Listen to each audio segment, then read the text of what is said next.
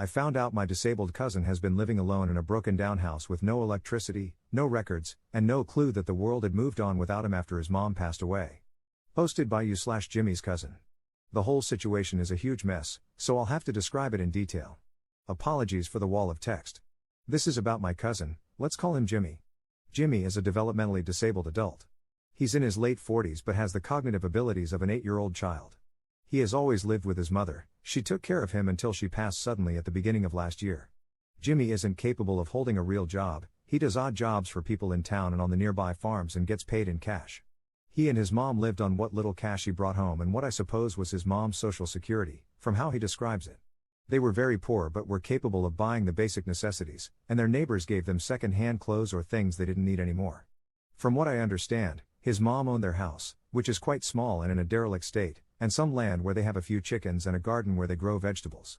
They are simple people from a rural area who live on very little. Jimmy is partially capable of living on his own, that is, he can do some basic cooking, do the laundry, the house cleaning, and the groceries if it's a store he knows. He also takes care of the chickens and the garden. But he can't drive, can barely read, and is not really capable of functioning in an environment he doesn't know. He can't take care of anything like paying the bills or filing taxes. He doesn't have a bank account or anything like that. He's also shy and afraid of strangers. He keeps his cash in a box and knows not to spend more than he has but doesn't really have a fine grasp of how money works. I should add that he's the kindest person I know and a hard-working man who never complains about anything. After his mom's passing, Jimmy stayed alone in their home, with no one to take care of him. He has lived there since then, about a year ago. I was out of state for years and only just came back and decided to go see how he was doing. I was shocked to see that although he has organized his life the best he could, he lives in absolute poverty. There's no working AC in his home, and no heating to speak of. He hasn't paid the bills, probably doesn't know how to, so he has no electricity and no phone. Thankfully, he has a well he can pump water from. He keeps himself clean, but with no hot water. It's like he's living in the 19th century. He survives on what little he makes doing odd jobs, buys some groceries, and eats the vegetables he grows and eggs from his chickens, but it's not enough to feed him properly, especially in the winter. It seems that he's been left to live alone after his mom died and has not reached out for help, and no one has given him a hand either. I was very surprised that he wasn't visited by Adult Protective Services or anything like that after his mom's passing. He clearly needs help and is not capable of asking for it. He needs a guardian but doesn't have one. His mother was his actual guardian, but that was never made official.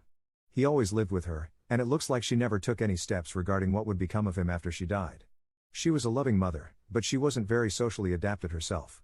I and my siblings are the last family he has. I'd like to become his guardian because I think he needs help, but I know that he needs to go on living like he's used to, because removing him from his house would kill him. I don't think there's any way Adult Protective Services will let him live in his house, but that's what he needs, with help from a guardian, of course. His whole life revolves around his garden, his animals, fishing, and taking long walks in the woods. He's capable of organizing his life in the conditions he's used to. However, he completely shuts down when he's with strangers in places he doesn't know. I've witnessed that. Putting him in a home somewhere would be terrible for him. I inherited a house in a nearby town and I'm planning to settle there, so I could check on him. He seems to be okay with that. I've reached out to his mom's church's pastor, and he thinks he could have church members organize a watch to go see him regularly and help him. I thought I would help him get assistance from services and help him file for Social Security disability insurance because he's physically fit to work but can't realistically hold a job, and he is disabled. But as I did so, I wasn't able to find an ID, a birth certificate, a SSN, or anything. I searched the whole house thoroughly but couldn't find anything. He doesn't have a driver's license or any kind of ID. He's never filed taxes or anything official like that. He has no idea what a birth certificate even is. I'm starting to suspect that Jimmy's mother never bothered to register his birth. That wouldn't be so surprising coming from her. So I have a lot of questions. 1. How can I legally become my cousin's guardian? 2. How do I proceed to find if he has a birth certificate somewhere in a legal existence? 3. If he doesn't, how can he be registered? 4. What services can a disabled adult in his situation receive? 5. Jimmy's mom owned their house, so I suppose he automatically inherited it as her next of kin. However, I couldn't find a copy of a deed in the house. Where could I get that? And how do I make sure that Jimmy becomes the rightful owner of his house and can stay in it? It would be a nightmare for him if he had to leave his land. Also, we're in Oklahoma. Top/relevant comments. Commenter. You need a family law attorney who specializes in guardianship cases to handle this. Your wall of text isn't even close to enough information to give you a super accurate picture, And the only way for you to navigate this with as little damage as possible to Jimmy is by hiring an attorney. 1. You can legally become your cousin's guardian by petitioning the court for guardianship. You will have to take a class on what that means and potentially complete some extensive paperwork.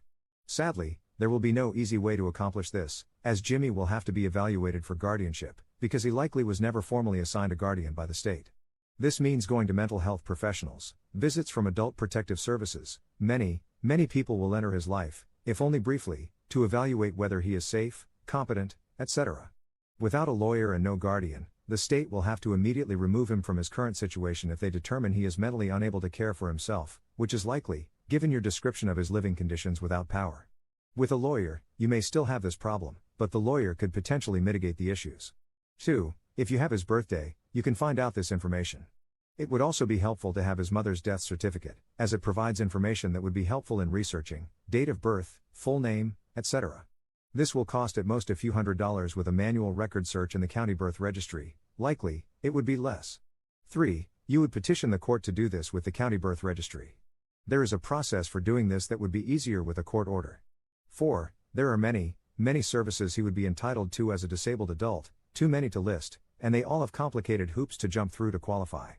5. Start with the property appraiser's office to get the information the county has on the property. This will allow you to do a title/deed search with county records. As a guardian, you could put the house into probate as the agent of the sole heir and get it transferred to him. All this is to say that while Jimmy may enjoy living in his own little world, you need to seriously understand that, societally, this is viewed very negatively. During his evaluation, a caseworker may decide that Jimmy cannot live on his own, and a judge is almost always going to follow that determination. You're doing the right thing by trying to step up, just be prepared for how different the landscape may look at the end of the journey. Ops response. Thank you for your detailed answer, much appreciated. Yes, I'm aware things may not go the way I imagine. I'm torn, honestly. I can't let him live in his current conditions, it would be cruel and downright neglectful. I'm mad that his neighbors let him live like that and didn't do anything. On the surface, he looks like he manages, and he's proud of his perceived independence, but when you know him, you know he needs help. At the same time, if he has to move, he will hate it. I convinced him to stay with me for a while in the house I'm renovating, but after 4 days he said he wanted to go home, and I couldn't convince him otherwise. I haven't found a good solution yet. As for your first point, you're right, of course, but I know Jimmy will hate being prodded by social workers and doctors. I know it's for his own good, but he can be very stubborn, and it's going to be tough. I hope they let me or someone he trusts be with him for this. Op adds an edit to his comment. I must add that I have paid his bills and given him food and blankets, so his conditions are a little less dire, but there's still a lot of work to do in the house. Update 1 month later. This is an update to my post because people were worrying about my cousin and kindly asking for news. I hope this one doesn't break the rules of the sub. First, the good news, I've found an arrangement with my cousin. It took a lot of persuasion, but he agreed to spend his nights at my place while we do some badly needed repairs to his house. At least he has a warm and safe place to sleep, and I can make sure he has a real dinner. He develops anxiety when he needs to change his routine, and this is a major change for him. I'm proud of him for being willing to try. I drop him at his house in the morning, and either we do some work there or I go to work and he spends his day as he's used to, tending to his animals and his garden and hiking. He says he needs to hike every day, even in terrible weather, otherwise, he feels trapped and gets nervous. Then I pick him up in the evening, and we go to my place. He seems okay with this arrangement for now. I'm not sure how long it's going to last, but for now we're fine. He's grieving his mother, and spending time in the place where they live together seems to comfort him, but I feel better knowing he's not spending his nights alone over there in a crumbling house. About the rest, now, things are going to be complicated. I haven't been able to find anything about Jimmy's birth certificate in the county records. There isn't a deed for his house in the records either. I have no idea who could be the owner of this house and the land around it. I'm meeting with a lawyer soon to talk about the guardianship issues, and we'll need to discuss the rest too. I really hope that trying to become his guardian officially isn't going to do more harm than good, and that he won't end up losing his house or being forced to live somewhere else against his will. I'm afraid this is going to be an uphill battle, but I'm ready. Second update 9 months later. First of all, warm thanks to all the people who checked on us. I'm here to share good news. I finally got guardianship of my cousin after a hearing with a judge. It was a tedious process with lots of paperwork, but it worked in the end. I hired a lawyer who was very helpful. Jimmy and I received visits from social services and doctors to evaluate him. Jimmy was not really happy with this, as talking to people he doesn't know gives him anxiety, but he did his best. He was formally evaluated for his disability, which had not been done since he was a kid. The social workers determined, as I had, that he couldn't stay in his home, but they agreed that he was safe with me. I was afraid they would remove him, but they were really helpful and agreed that the best place for him is with me.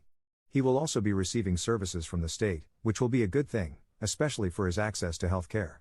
We finished renovating a room with a bathroom and a little kitchen for him in my house. This way, he lives with me but has privacy when he wants to be alone. He worked hard with me on this project, and we're both quite happy with the result. He seems to have accepted that he couldn't spend his nights at his house anymore. We built a chicken coop and brought his chickens to my property. It was quite the fun transporting 11 chickens in a pickup truck. He has also started to do some gardening, and he helps me around the house. The house I'm renovating was in a very poor state, so there's no shortage of work to be done. Jimmy keeps himself busy, and he gets to exercise as much as he needs, so he's feeling well. I still drive him to his house regularly so he can fish in the creek and hike on the paths he knows. We're exploring the nature near my home so he can find new places to hike. On a side note, we finally found Jimmy's birth certificate, with great difficulty, because he was registered under his mother's maiden name and with a different first name. From what I heard from the few people who knew his parents when they were young, they didn't trust the government and came to live on an isolated farm to not be bothered by anyone. It looks like they tried to hide their son's birth by registering him under another name. It might have looked like a good idea at the time, but it certainly didn't help us. Anyway, I'm quite pleased with the way the situation turned out. Jimmy now has a safe place to stay and someone to take care of him, and he looks happy with his new life.